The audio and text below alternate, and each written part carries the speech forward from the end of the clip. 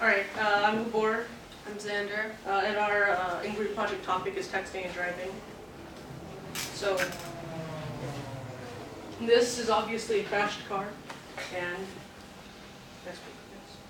this is X, a young boy in Milwaukee, Wisconsin. He was struck by a car driven by a woman texting and driving. She was speeding in the school zone. She ran a stop sign, hit X, and now he's paralyzed from the diaphragm down. So we've spent the past month working on the inquiry project, with the driving question being how can we make the SF Bay Area an even better place, with topics ranging from vaccinations to texting and driving to public nudity, and how can we get an official airsoft arena in San Francisco. So this is our presentation. Next slide. So distracted driving. 23% of all automobile collisions in 2011 involved cell phones, and that's roughly equal to 1.3 million crashes. And the numbers are rising sharply each year. If you look down to read a text on the highway at 55 miles per hour for 5 seconds, you've gone the length of a football field, which is 120 yards, which is 360 feet, without ever looking at the road.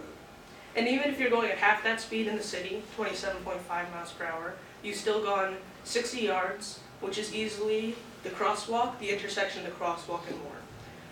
You can hit a large number of people by reading a text for 5 seconds. And because of this and other reasons, texting increases the chance of crash by 23%.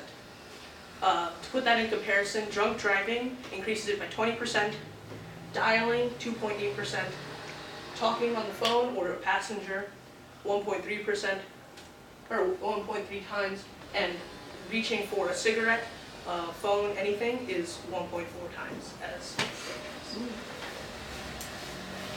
You may be wondering where Gabor and I got all of our facts. Over the course of the past month, we did our preliminary research on the hazards and risks of texting and driving. We started our research off. It must be a serious problem if local governments have made it illegal and activist groups have campaigned against it. We began our research by searching online for statistics on the hazards and risks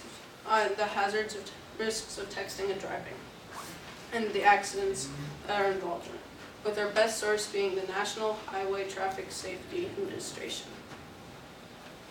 The results were shocking. In 2010, there were 3,092 crashes and 3,092 fatal crashes and nearly half a million injuries.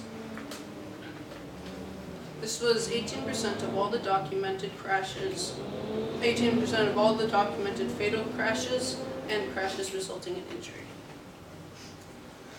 Another source with a wealth of information was Commander Mikhail Ali of the municipal section of the SFPD. We personally interviewed him at school to talk about the hazards of texting and driving and what he thinks should be done about it. According to the commander, in April 2014, the SFPD gave out 716 tickets versus the only 300 given out the previous year of April 2013. He also informed us that pedestrians make the highest number of infractions, mostly due to jaywalking and walking against the light. The combination of pedestrians making risky choices and distracted drivers is a recipe for disaster. The final part of our research consisted of going down to California and Fillmore Street, where we tallied up our observations, ranging from people texting and driving to jaywalkers to distracted pedestrians. Finally, we gave out surveys in Alta Plaza to people where we asked questions such as if they had ever texted and where they had ever texted and drove, which surprisingly 90% of them said yes.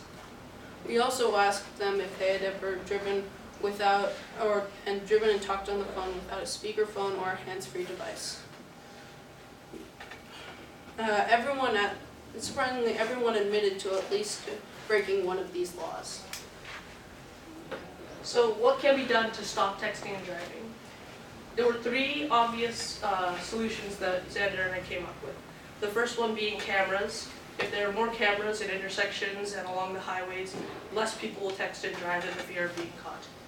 Another solution was more awareness, which is what most government campaigns and other groups are trying to solve this problem this way, with Verizon, AT&T, Sprint, and T-Mobile doing a big ad campaign, "It Can Wait."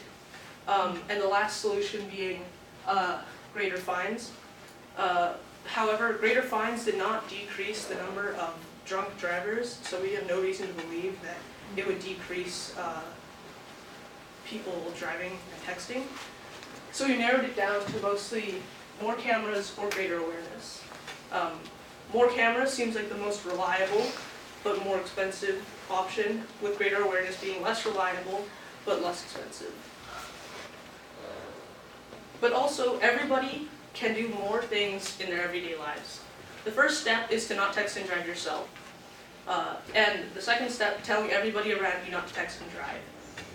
Tell them, if they ask you why not, that they are creating a dangerous situation for not only themselves and their loved ones in the car, but for everybody along the street, at the highway, at the intersection.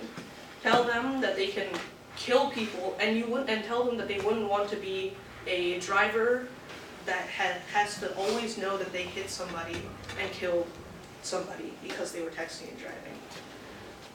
Yeah. Thank you.